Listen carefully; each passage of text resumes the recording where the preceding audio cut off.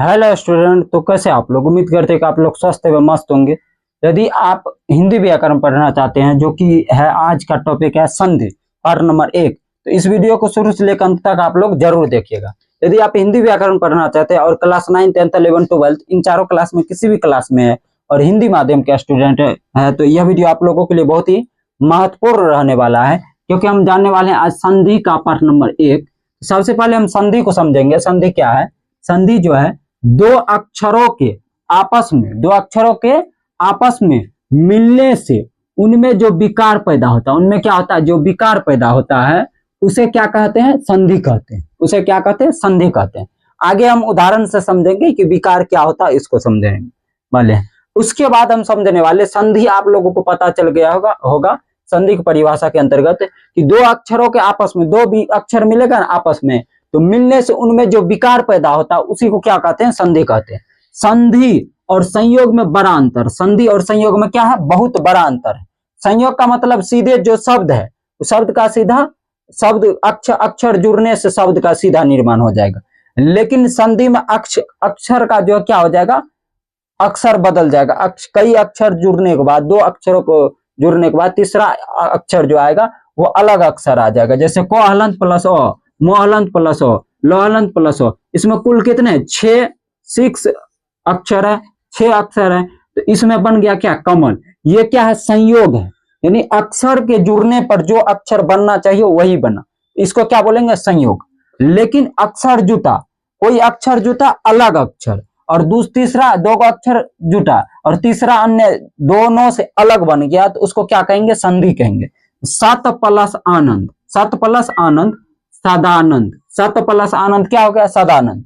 यहाँ पे संधि इस शब्द में तो हलंत और तो हलंत और आ, तो हलंत है यहाँ पे, और आ के आपस में मिलने से एक भिन्न वर्ण दा बन गया। क्या बन गया? दा बन गया। ये इसी को क्या बोलते हैं? विकार पैदा होना कहते हैं। इसी को क्या बोलते हैं? विकार। जैसे सत प्लस आनंद, सत तो जुटा और आ जुटा तो दा बन गया। तो यानी दो अक्षर जुटेगा और तीसरा क्या बन जाएगा? एक भिन्न अक्षर बन जाएगा, तो उसी को क्या बोलेंगे? संधि कहेंगे, यानी विकार पैदा होना कहेंगे। अब संधि का भेद हम समझ लेते हैं। संधि के भेद यानी संधि के प्रकार। संधि के मुख्यतः तौर पे 3 प्रकार है। कितने प्रकार है? 3 प्रकार। पहला स्वर संधि, दूसरा है व्यंजन संधि, तीसरा विसर्ग संधि। तो तीनों संधि को हम बारी बारी से पढ़ेंगे पार्ट वाइज। आज के इस वीडियो हम लोग देखने वाले हैं स्वर संधि का इंट्रोडक्शन, ठीक है, और स्वर संधि का एकदम डिटेल में अगले पार्ट में देखेंगे। स्वर संधि क्या है सबसे पहले समझिए। स्वर संधि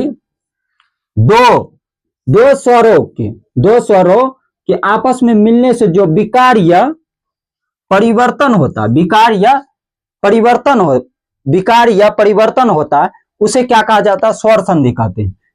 विकार का मतलब क्या होता है? परिवर्तन। यानी एक दो अक्षर मिलेगा और तीसरा भिन्न अक्षर बन जाएगा, तो उसी को क्या बोलेंगे? विकार कहेंगे।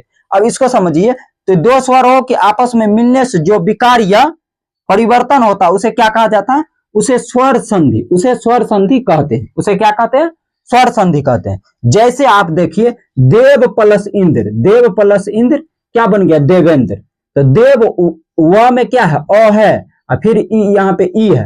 अ प्लस ई क्या हो जाता है? ए हो जाता है। यानी तीसरा एक अक्षर भिन्न वर्ण बन गया, तो क्या हो गया? ए बना, यानी देवेंद्र बना। इसी को क्या कहेंगे? संधि कहेंगे। अब स्वर वर्ण जुटा है, तो हम लोग हिंदी व्याकरण पढ़ चुके हैं। स्वर वर्ण की संख्या कितना? 11 है। तो यहाँ पे अ भी स्वर है और क्या है?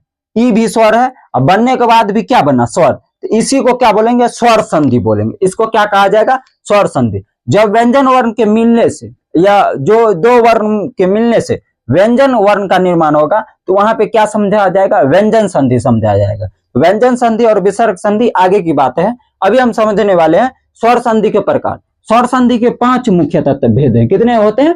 5 भेद होते हैं। इसका हम नाम जान लेते हैं और पार्ट नंबर 2 में इसको डिटेल में समझने का कोशिश करेंगे, ठीक है।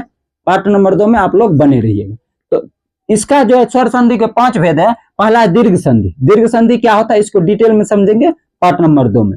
फिर गुण संधि क्या होता है? इसको भी समझेंगे। वृद्धि संधि क्या है? वृद्धि संधि क्या होता है और कौन कौन से वर्ण के मिलने से वृद्धि संधि का निर्माण होता है। चौथा यन संधि और 5वां अयादि संधि।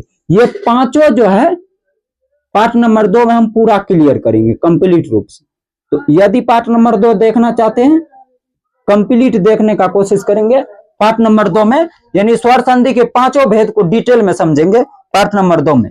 तो पार्ट नंबर 2 कमेंट में इस वीडियो के नीचे जरूर कीजिएगा। और ये हम बातें जो बताएं, यदि ये टॉपिक आप लोगों को समझ में आया होगा तो वीडियो के नीचे यस लिखिएगा और पार्ट नंबर 2 जरूर लिखिएगा। तो मिलते हैं पार्ट नंबर 2 यानी स्वर संधि के पांचों भेद को डिटेल में समझने के लिए पार्ट नंबर 2 में। तो तब तक के लिए इतना ही। जय हिंद, जय भारत।